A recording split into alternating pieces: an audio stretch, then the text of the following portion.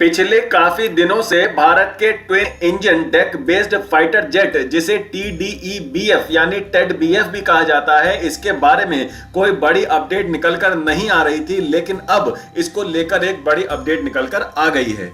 जिन्हें नहीं पता उन्हें बता दूं कि टेड-BF को भारत के एयरक्राफ्ट कैरियर जैसे INS विक्रमादित्य और INS विक्रांत से ऑपरेट करने के लिए डेवलप किया जा रहा है। भारत का जो तेजस MK2 फाइटर जेट है ना, टेड-BF को आप तेजस MK2 का नेवल वर्जन भी कह सकते हैं।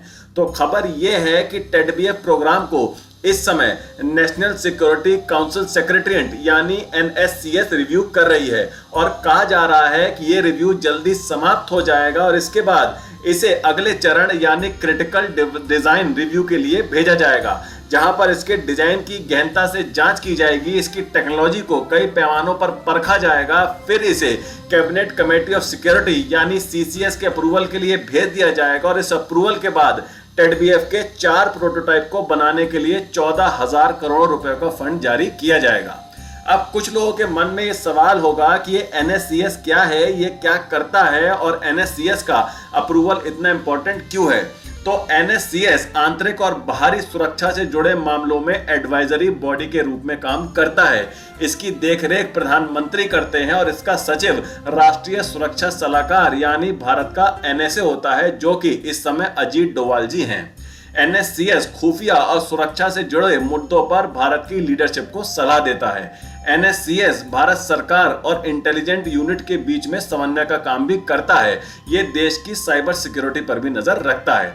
कुल मिलाकर देश की आंतरिक और बाहरी सुरक्षा से जुड़े जितनी भी जरूरी चीजें हैं, NSCS उन सब पर नजर रखता है और एडवाइस करता है। इसके पास काफी शक्तियां हैं, काफी अधिकार हैं, इसीलिए टेड-BF प्रोग्राम को NSCS के रिव्यू के लिए भेजा गया है। एक तरह से आप ऐसा मान लीजिए कि अगर टेड-BF प्रोग्राम को NSCS का अप्रूवल या समर्थन मिल गया तो फिर इसके CCS से अप्रूवल होने का रास्ता लगभग साफ हो जाएगा।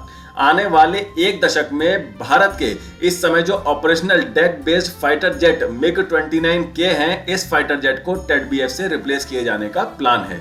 इसके पहले प्रोटोटाइप का साल 2026 में उड़ान भरने की संभावना है। प्रोटोटाइप पर टेस्टिंग के बाद साल 2028 तक इसकी पहली उड़ान हो सकती है और 2031 के आसपास इसका सीरियल प्रोडक्शन HAL के द्वारा शुरू किया जा सकता है।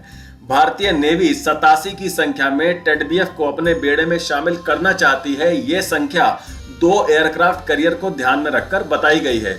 अगर भारत भविष्य में अपने एयरक्राफ्ट की संख्या 2 से बढ़ाकर 3 कर देता है तो टेड-BF की संख्या भी बढ़कर लगभग 140 फाइटर जेट के आसपास रह सकती है। हो सकता है कि अब कुछ लोगों के मन में ये सवाल हो कि भारत तो फ्रांस से रफाल M जो कि रफाल का नेवल वर्जन है, इसको लेने वाला है, तो अगर भारत टेड-BF का डेवलपमेंट कर रहा है तो फिर क्यों फ्रांस से रफाल M खरीदे जा रहे हैं। देखिए, भारत के एयरक्राफ्ट कैरियर INS विक्रांत और INS विक्रमादित्य पर तैनात MiG-29K काफी पुराने हो चुके हैं। टेड-BF को पूरी तरह से सेना में आते आते अभी लगभग एक दशक का समय लग सकता है। तो जब तक टेड-BF सेना में नहीं आ जाता तब तक रफाल M उन MiG-29K की जगह लेंगे जिन्हें ऑपरेशनल रखने में अब काफी परेशानी आ रही है। टेड-BF के आने के बाद बचे हुए MiG-29K को भी पूरी तरह नेवी से रिटायर कर दिया जाएगा और फिर रफाल M और टेड-BF मिलकर भारत के एयरक्राफ्ट कैरियर पर मोर्चा संभालेंगे। भारत का टेड-BF एक जबरदस्त बजट होने वाला है। आप इसकी काबिलियत का अंदाजा इसी बात से लगा सकते हैं कि इसे 5th generation minus fighter jet कहा जाता है। मतलब ये 5th जनरेशन फाइटर जेट से बस थोड़ा सा ही कम है, यानी ये लगभग उन सभी खूबियों से लेस होगा जो कि एक 5th जनरेशन फाइटर जेट में होती हैं। टेड-BF में GE का F414 इंजन लगाया जाएगा और हम आशा करते हैं कि टेड-BF का काम जल्द ही पूरा हो, भारत के एयरक्राफ्ट कैरियर पर अपना पहला स्वदेशी डेक बेस्ड फाइटर जेट जल्द ही अपनी सेवा देना शुरू करे। पर अब आप मुझे जल्दी से कमेंट करके बताइए कि आपका क्या कहना है टेड-BF प्रोग्राम के बारे में। अब चलते हैं अपने दूसरे सेक्शन, यानी जो लोग जॉब ढूंढ रहे हैं उनके लिए काम की खबर। अच्छे पद पर सरकारी नौकरी करने के इच्छुक उम्मीदवारों के लिए power grid corporation of India यानी PGCIL में वैकेंसी निकली है।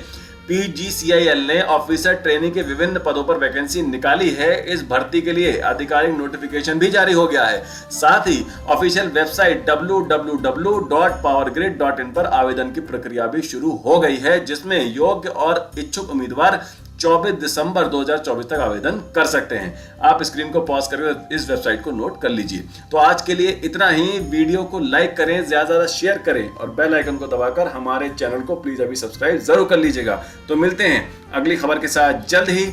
टेक केयर, जय हिंद।